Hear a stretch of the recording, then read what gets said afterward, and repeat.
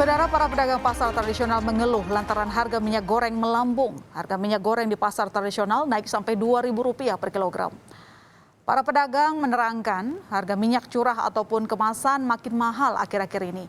Harga minyak curah naik Rp1.500, sementara minyak kemasan lebih tinggi, naik Rp2.000 per kilogram. Kenaikan harga minyak goreng ikut mengurangi penjualan minyak goreng, terutama di situasi pandemi. Berkaca di tahun sebelumnya, harga minyak goreng diperkirakan akan kembali melonjak di Natal dan Tahun Baru nanti. Kalau bisa mah jangan dinaikin gitu, biasa aja, jadi normal gitu. Kan sekarang lagi usaha lagi kayak gini gitu, lagi belum normal lagi kan susah. Pendapatan juga kurang. Ya, Pembelinya pada protes nggak nih Bu, minyaknya lagi naik? ya protes semua lah, Bu. Biasa bisa buat lainnya buat nambah minyak kan. Tidak hanya pedagang pasar, pelaku usaha UMKM bidang kuliner juga merasakan dampak kenaikan harga minyak goreng. Pelaku usaha makanan baby crabs ini misalnya mengaku bingung menyiapkan strategi mengurangi kerugian dan menjaga keuntungan di tengah naiknya harga minyak goreng. Pasalnya, UMKM ini menggunakan sampai 10 kg minyak goreng untuk menggoreng kepiting kecil per hari. Sekarang ini sih minyak goreng tuh lagi naik banget dan itu ngaruh banget sih untuk jualan aku sekarang ini gitu. Jadi kenaikannya tuh kayak bisa berapa persen sehingga kita juga bingung nih mau gimana nih mengakalinya gitu sih. Ya, harga minyak goreng naik, lantas sampai kapan kira-kira harga ini akan bertahan dan apa strategi dari pemerintah? Kita bergabung dengan Direktur Jenderal Perdagangan Dalam Negeri, Kementerian Perdagangan, Pak Oke Nurwan. Selamat malam, Pak Oke. Selamat malam. Ya, sehat selalu ya, Pak? Sehat. Sehat. Pak, ini harga minyak goreng lagi naik. Nah, kira-kira apakah pemerintah akan segera melakukan intervensi? Sampai saat ini pemerintah masih melakukan monitoring karena ini banyak faktor yang menyebabkan harga minyak goreng. Yang pertama misalnya itu adalah harga bahan bakunya yang naik tinggi. Ya, CPO. CPO. Yang kedua, kenapa harga CPO juga naik tinggi? Karena ada terjadi juga beberapa hal yang terjadi yang turut mempengaruhi kenaikan adanya krisis energi di negara-negara tertentu. India, Eropa, Cina terjadi krisis energi sehingga mereka mulai shifting bergeser ke arah biodiesel. Nah, itu akan menambah lagi kebutuhan tentang CPO. Lalu hal lainnya dari pasokan itu terjadi pengurangan stok minyak sawit dan minyak nabati lain. Ya. Akibat apa? Akibat adanya turunnya produksi di negara tertentu, supplier terbesar yaitu Malaysia. Nah, hal-hal ini kan kita monitor dulu, tidak bisa serta-merta langsung kita intervensi dengan harga karena nanti naik diintervensi lagi turun. Jadi kita monitor terus perkembangannya ini harus sampai sejauh mana dan kapan pemerintah kebijakannya seperti apa pemerintah itu yang akan kita lihat yang paling pas disesuaikan dengan kondisi atau situasi. Sejauh mana Pak yang nanti akan dilihat ketika pemerintah memutuskan untuk melakukan operasi pasar di angka berapa? Instrumen tidak harus selalu operasi pasar. Instrumen. Tapi yang pertama saat ini sudah kita lakukan, saya sudah memberikan himbauan tertulis kepada yang pertama Pak, yang harus kita pastikan itu adalah ketersediaan dulu minyak goreng. Ya. Karena harga CPO naik ini jangan-jangan pelaku usaha memilih ekspor semua. Ya kan? Kalau itu terjadi minyak goreng kita terancam, itu kita pastikan dulu. Ya, kita pastikan stok sampai sejauh mana saat ini masih aman, 628.000 lebih.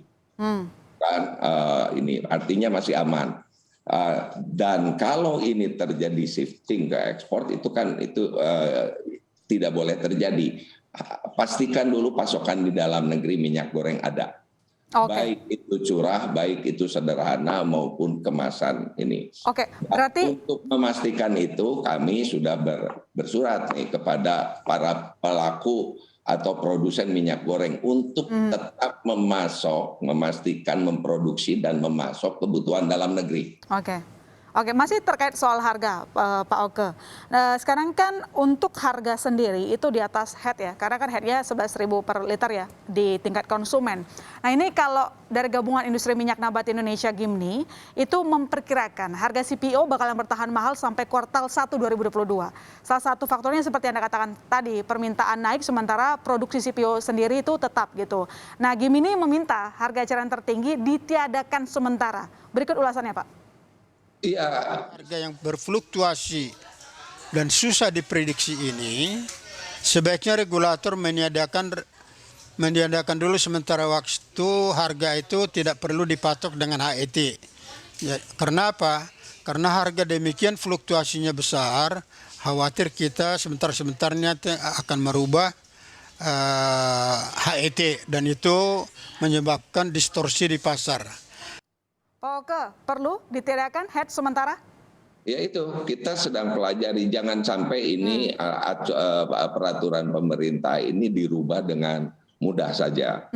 Karena kan terjadinya ini, masa ada peraturan dicabut, baru diterbitkan lagi. Paling dari sisi implementasinya yang kita pantau.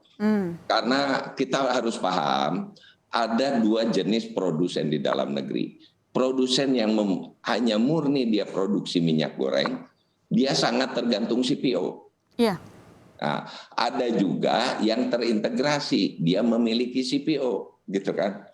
Nah, sehingga kita ada memastikan dulu nih, mungkin pada dasarnya memastikan dulu minyak gorengnya ada, dan kita menghimbau untuk setiap jenis minyak goreng jenis kualitasnya itu harus tetap tersedia, minyak curah, minyak kemasan sederhana maupun premium. Itu pastikan ada. Nah, kalau masalahnya ini terjadi karena harga sudah di luar atas HET, itu ya permasalahannya kan tidak perlu mencabut dulu, tinggal pengawasannya yang kita peringan dulu. Karena kita tahu kita logis juga, kalau memang bahan baku tinggi masa harus kita paksa dengan harga supaya rugi. Nah nanti bentuk intervensinya apakah itu bentuk operasi pasar, bentuk apa, itu nanti pemerintah melihat situasi dan kondisi. Karena dinamika perkembangan harga itu sangat dinamis saat ini. Oke, lantas bagaimana jalan tengah dari regulator Pak untuk tadi ya, maksudnya ini kan ongkos di sektor hilir juga naik ya karena tadi kenaikan CPO. Tapi satu sisi kan masyarakat juga harus dipenuhi kebutuhan kebutuhan minyak gorengnya, jangan sampai menggerus daya beli, inflasi juga nanti tidak terkendali. Apa yang akan diberikan Pak?